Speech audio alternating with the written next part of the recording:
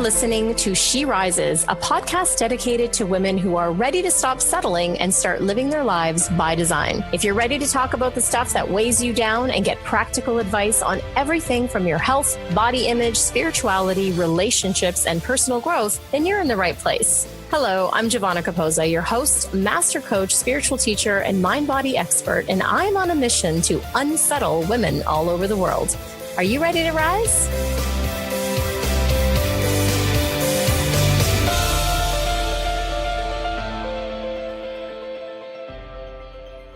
Hey everyone, welcome back to another episode of She Rises. I'm your host, Giovanna Capozza, and I'm here today with another special episode that is just me. We're here together, you and I, and I'm going to be talking about a topic that is near and dear to my heart. In fact, it's one that I find that I talk about quite often with my clients, especially since I work with high-achieving, go-getting women who also struggle with vulnerability in relationships and slowing down. I call myself a burnout and performance coach, but I could just as easily be called a relationship coach or a business coach because to me, it's all related. And it all comes back to this one simple ability that if you can cultivate this skill, if you can remember, rather, this skill, then it will save you a lot of heartache and trouble. In fact, it'll help you flow with life a lot easier. It'll help you flow in your relationships a lot easier. And especially, it'll help you flow in your business and career easier. And that is the concept of surrender. And in this case, spiritual surrender. A couple weeks ago, I wrote an episode, or rather a blog posting that was called Submission versus Surrender. And I called it that intentionally because we often confuse surrender with submission. And if you look it up on Google and you Google it in the dictionary or look it up in the dictionary, you'll find that it's confusing because they're sort of defined as one and the same. And I'm here to tell you that there's a huge difference in words, both energetically and in intention. Surrender is something that you choose. Surrender can be a choice that comes from a very powerful place of letting go. And as they say, letting God. Surrender is a powerful decision that you could make within yourself, and it's yours to make. And that is the most powerful part of it. Submission, on the other hand, is when you give your power away and it's not something you really want to do, right? It's you submit to something greater or more powerful or something that, let's say, has its thumb over you. And I think the reason why we confuse these two is because, especially with the religious paradigms, and pick your religion, they're all the same in this sense, there's this idea that you are less than the higher being, right? Like you are less than God. You are the little peon here on earth, and you're existing, and everything is at his will, but in a way in which you have no will of your own. Or even if you do have free will, you have to sort of submit to the law and rules of God, right? And so this is just the old paradigm. It's the old way of thinking. It's very much a religious dogma. And so we really do confuse, thy will be done with submission instead of surrender. Those of us who are maybe triggered a little bit by the religious paradigm, right? And so it was really important for me to write something that was delineating the two, and especially doing this podcast on the topic, because again, it sparks up discussion all the time. So to submit, if you look at it energetically, if you even just say the word out loud, submission, it has such negative connotations, right? Think of the 50 Shades of fucked up, right? Or 50 Shades of Gray, and that whole sort of paradigm. And, I'm writing a book about it now, so I'm not embarrassed to say that, I encountered a relationship where there was a domination and submission aspect, where there was someone who was trying very much to make me a submissive.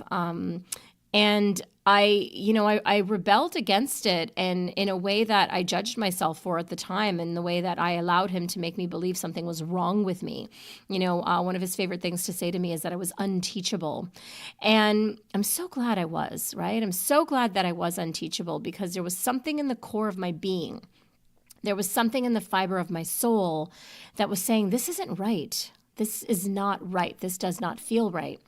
And it was then, and it was in that relationship and in that toxic paradigm and that dynamic that I started to understand what the difference was between surrender and submission. And in fact, it wasn't until, I had to get on my knees and get to a really, really dark time in my life that I realized that I had never really had a relationship with what I call God, Spirit, the universe. I had never actually surrendered my life to a higher intelligence. In fact, I joke that for most of my life, God stood around behind me, with her arms crossed, tapping her feet, saying, "Let me know when you want me to jump in here." And I was just like, "Nah, I got it. I'm good," which sounds ludicrous now. And it's funny now when I say it, but at the time that I realized that that's how I'd been living my life, I realized that I had been in ego. And ego is code for edging God out. So I had lived in my mind. I had lived in what I thought was me trying to control my life and make the right decisions for me. And instead, what I was doing was edging God out. I was living completely in my ego. And this created huge problems for me. I made decisions from a place of lack. I made decisions from a place of unworthiness. I made decisions from a place of really, truly not loving and respecting myself and ultimately not knowing my own value. And this is what I now term lovesick. In fact, it's the book that I'm writing. It's called Lovesick: Confessions of a Love Junkie. And it was a really desperate time in my life. It was a time when there was a lot of grief and sorrow. And yet, we all know, I know you guys have had this, and I know everyone listening has had this. You have to get to those moments sometimes. You do have to get to those desperate moments. And I believe it is in those moments that you could really learn to surrender. Now, do you have to get there? Do you have to get to the dark night of the soul to do this? No, you don't. You don't have to wait until you have, that proverbial come to Jesus moment, right? You could learn to cultivate this skill of surrender in your everyday life. You could learn to start seeing the difference between submission and surrender. To submit is to sort of say, I don't have power in this situation. I'm going to give my power over to you or to it or to another thing, an addiction, a job, an employer, a relationship, a man, a woman, whatever it might be. I'm going to give my power over to you to decide, to make the decisions, to tell me what to do, to rescue me, whatever it might be. And for those of you listening that, have experimented with BDSM and dominance and submission, and you're going to write me all the hate mail of like, it's not about that. Well, maybe it's not. Maybe it's not. My experience of it was very different. And I do believe there's a sacred and sexual, beautifully side to that. In fact, there's beautiful tantric BDSM practices that I've, taken workshops and studied. And so I'm not dogging on you people out there. But what I am saying is, it is important to understand the energy and the intention in which you undertake something. And there is a distinct difference energetically, even in those two words. So think about it. Say them in your head. Surrender. Submission. What comes up for you? Maybe you don't have a deal with it, but I know from my experience and all the people I've spoken to that when we're in a state of giving our power away, then we are submitting. And when we are in a state of power and we choose from a place of real power within ourselves to say, I'm going to put this down. I'm going to put this load down. I'm going to surrender. I'm going to look for the signs to where life can show me the way. Then that's when we are in true, true power. And that's what we call spiritual surrender. And so here's some ways to help cultivate it. And if you haven't looked at the blog post, you'll see this there. It'll be in writing, so you could read it all out for those of you that want to have the notes. But one of the first ways is to cultivate a relationship with God, Spirit, the universe, whatever you want to call it. That is my first step. I had to get to that place where I realized that I've been doing spiritual work since I was 19 years old, so way over 20 years now, people, for those of you doing the math. And I realized in that moment of desperation, in that moment of just really being on my knees, that I may have been doing so-called spiritual work. I may have called myself spiritual, but I had no relationship to spirit at all. And so I needed to start learning what this was. what is this? Who is God? What is this spirit that lives within me? Who am I really? What is my essential nature? And how do I tap into this higher intelligence? I grew up with a lot of, lofty religious concepts. I was Catholic growing up, or at least my parents tried really hard to make me be Catholic.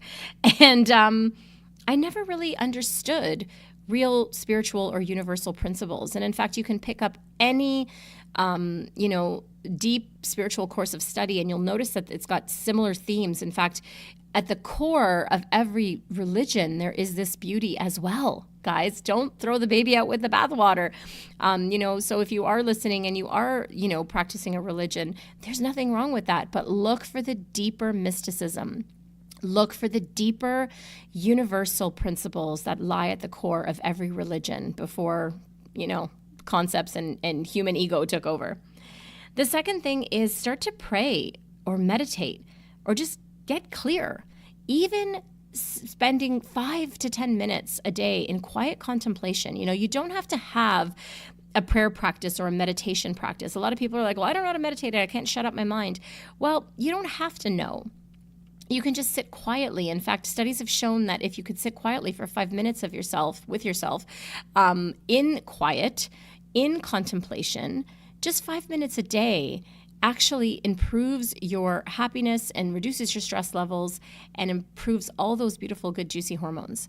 So sit with yourself. And if you can pray, pray. And if you can meditate, meditate.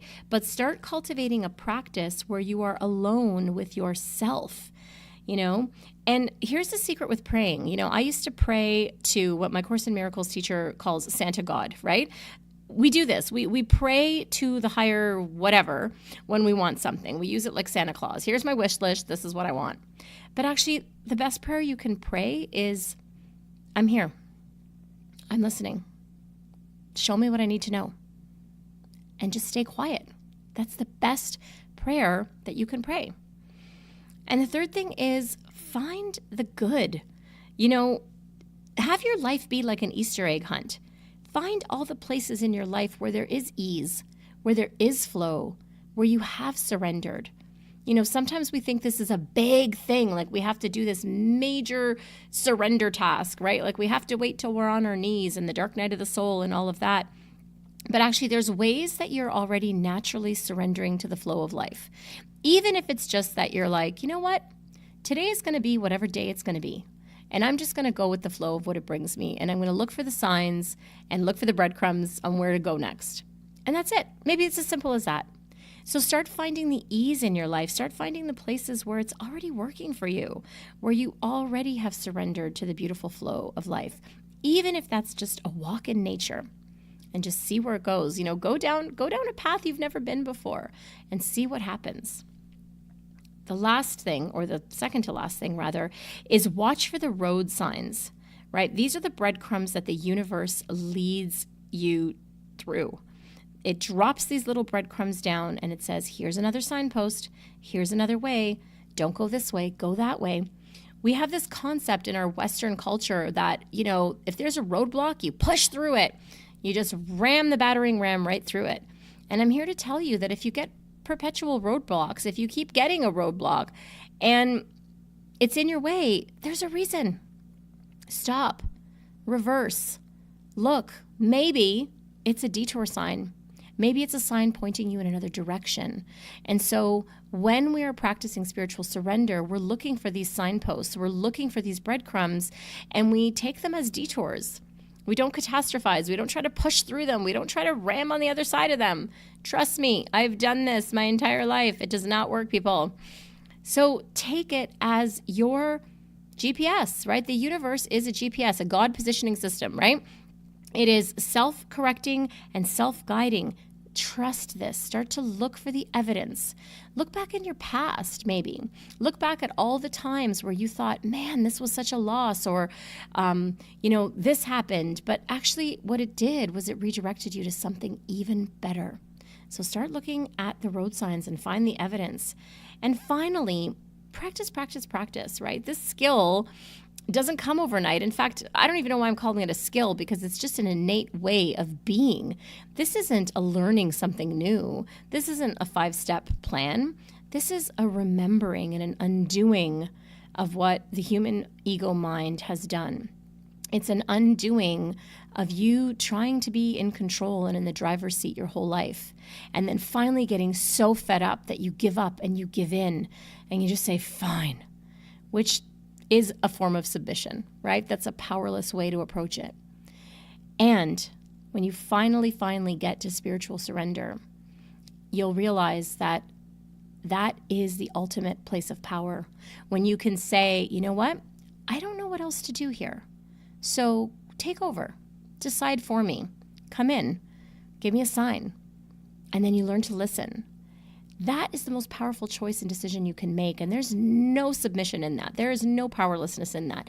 There is no giving way to some almighty being that, has a wand and is directing you and is controlling you, and you're just this little peon. It's not what that's about.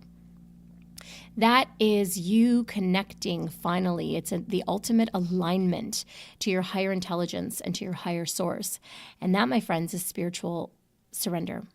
And it is the most powerful place that you can come from. And if you find yourself, like many of my clients, being doers and go-getters and pushers and figure-outers and give me the 12-step plan and I'll go do it, then this is the practice for you. And it might feel counterintuitive because everything you've learned up until now in your great achievement of a life and in all the striving and seeking and pushing you do, everything has told you otherwise. The world has shown you that you have to keep going and pushing and doing. But I'm here to tell you that there's another way. And in fact, you can have both. You don't have to choose one or the other. You can start to incorporate spiritual surrender today and start to see where life takes you. Start to learn that you can trust the flow of life and that ultimately you can tap into your intuition and trust yourself. So I'm going to leave that with you, my friends, and I hope it's helpful. As always, come over to SheRisesPodcast.com. You can comment in the show notes. You can find me on Facebook, Instagram, and let's continue the conversation. I'd love to hear how you practice spiritual surrender and how it has impacted your life. Lots of love.